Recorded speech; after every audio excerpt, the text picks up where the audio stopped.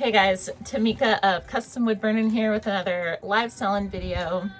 Today is a little bit different. It's more of a caution, a word of caution, I think is what we're going to call it today, for business models, for those who are setting up currently or planning to set up a live sales business.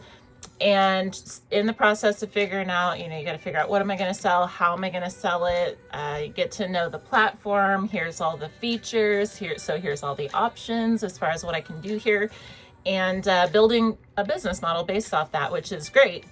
However, yesterday, we had talked about the flat rate shipping update, how Whatnot is keeping it. They were going to get rid of it. Now they're keeping it, but it's going to be a little more expensive, $13 instead of the $9.21. May or may not be temporary. We're going to find out October, November, if it's going to continue past that, if there's going to be a rate change, if it's going to go away. It's TBD right now.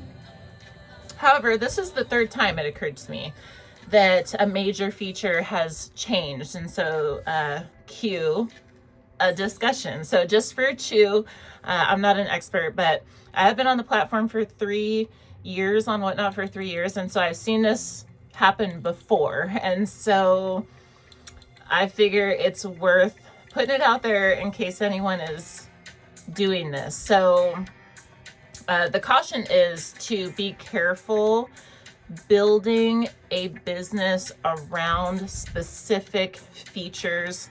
This goes for Whatnot, but it would go for any other platform as well, because features can go away or change significantly. And so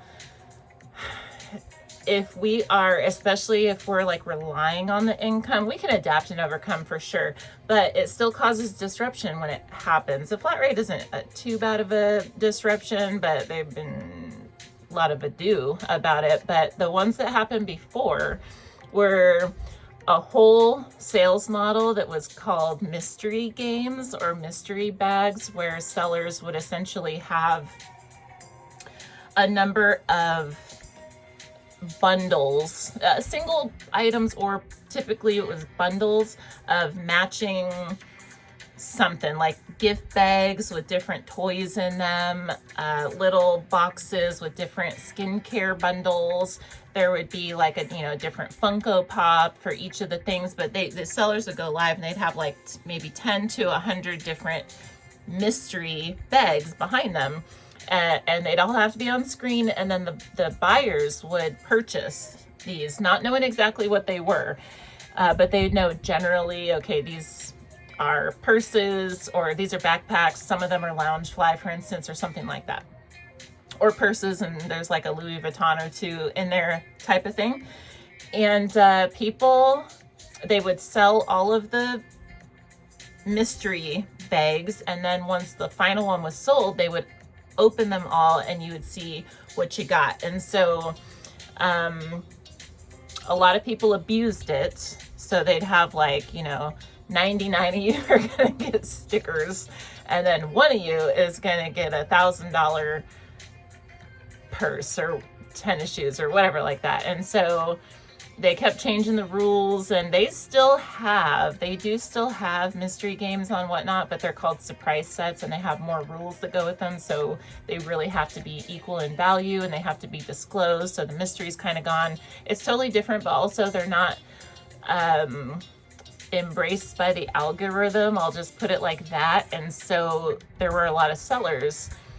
This sets a good example, because there were a lot of sellers who based their business around this and then were super disrupted because their audience was, I hate using the word trained or conditioned, but their audience was like used to it. Like their audience was there for it. The audience was built around it. And so that's what the audience was tapping in for. They liked that mystery aspect. And so it affected sales for a lot of people. Super feel for the ones who like do it full time and stuff, because it was a whole thing. The other feature that disappeared, and there was a lot of ado about it, was gifting. the gifting feature used to be called bloops because it would make, like, if someone gifted the chat or gifted someone, you could gift people directly. And what I mean by that, I suppose I should explain, buyers could, if they didn't necessarily want something for themselves, or but they wanted to support the seller, or if they just saw something in your shop that they knew someone on the app that would like it, even off the app, if they had the address, you could purchase it for someone else. You could gift it for someone else, whether it was a random gifting to just anyone in the chat or directly to someone that you knew, but you could gift. And while I don't know that, I mean, there were some sellers that had like self-proclaimed gift shops. I was one of them that had, my shop was built around giftable items for all the Whatnot friends and stuff. And there were, but even if it wasn't like a strategic part of the business model, there were a lot of people whose audience was heavy on the gifting purchases. So you'd go in some shows and it was just like bloop, bloop, bloop all through the show. And so it definitely contributed to income in a stable type of way. And so, but people would definitely put things in their shop for that feature. And then anyway, so they took it away. It was like bogging down the what do you even call it? The tech on the back end. It was like, it was required too much processing power, something like that. And so they had to get rid of it. There was a lot of mad sellers and their whole raid trains mad about it, and writing letters to Whatnot and stuff, which I feel I'm at, neither here nor there on that topic, but it's another example. So mystery games, people built their business around it. It went away. The gifting feature was big chunk of people's income. That went away. And now flat rate is a big change. And granted, it was going to go away, but now it's not going away, but it might still go away in the future. And this took people off guard, I think, because it is like a USPS thing. So it's like we get a ship through the post office anyway. So like, why would they ever get rid of that? So the word of caution is it's two-part. The first part is to be real careful when we are building our business model, especially if we're full-time and we rely on this income, to center it around any one specific app feature. It goes for any platform because the features are subject to change. They can change at any point. It is not working out for the platform, especially if it's being abused. Like flat rate gets abused also. Gifting was getting abused too, because people were just gifting freaking stickers and $1, it was being used for the unintended ways. That's a huge red flag. And if you see that, you should definitely like ease off of that as like part of your staple business. But either case, any feature can go away. And so not a horrible thing to incorporate it in your business, but like bread and butter, that's the caution, because it's not guaranteed. It's not guaranteed. But the other part of this, I don't try to be like too negative, so just like sprinkle a little something on top. The other part is, what do we do? Or what do we center our business model around? And in my view, just an opinion, it is the alignment with the platform itself. Hear me out. Whatnot specifically is a live sales platform. While they don't disclose specifically how the algorithm works, one can self-observe to some degree what the algorithm prefers, right? Different sellers that always come to the top of the feed. You can kind of tell by who gets spotlighted, and there's just certain things. If you put that lens on, you can kind of see it, right? This would go for other platforms too, but Whatnot specifically is live sales. And so we have to understand that when Whatnot makes money, that Whatnot is a business and they have to make money. They're not going to go into the hole to support, you know what I mean? And so they have to make money. So they make money by their sellers making money, right? Because they get paid as in a percentage of every single transaction, right? So the sellers who are selling more are in alignment with Whatnot's goals, right, with their business. So if we operate in alignment with their business, we're probably doing pretty good. And so Whatnot was not a self-proclaimed mystery bag platform, right? Whatnot was never a self-proclaimed gifting platform.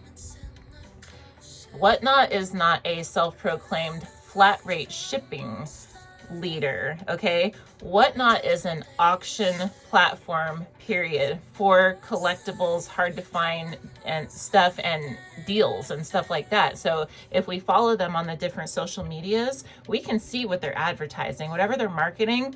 If we align with that, right, then we're probably doing pretty good. But also aligning with just if they're like, hey, just get on there and just auction stuff, just get on there and just auction stuff, right?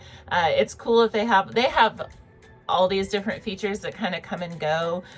Rewards Club is an example. They have like this still call it gems, the points thing coming in hot. Like they have a lot of things that come and go, but as they come and go, if we can just stay anchored into all I need to figure out is which products I'm selling and what's my starting prices and what's my process for selling these things, right? Make sure I can ship correctly and stay up to date on the shipping options. That's all we really need to worry about. It's okay to dabble with all the things, but if we just kind of stay right there, that is the lane. That is the lane, and I think that's the way to go for long-term, sustained, undisrupted business operations. And so that is the chew for today. We had seen this. This is like going on. It's not repeating, but it rhymes, right? The mystery bags, the gifting, and now flat rate. There's going to be more stuff in the future. This is not going to be the last one. Okay. So be careful out there. Just know that as they add stuff, they can take stuff away too. And so, I hope this helps. I hope this helps if this saves at least one person from that type of disruption, it was worth it. Okay, so if you like this kind of stuff, the cautions, I guess we're gonna call this one, do let me know, or this topic specifically, I suppose, do let me know by giving this video a thumbs up. And otherwise, I would like to wish you a happy life selling. Thank you for watching, and I hope to see you next time. We will be back tomorrow talking about more live selling stuff. Take care.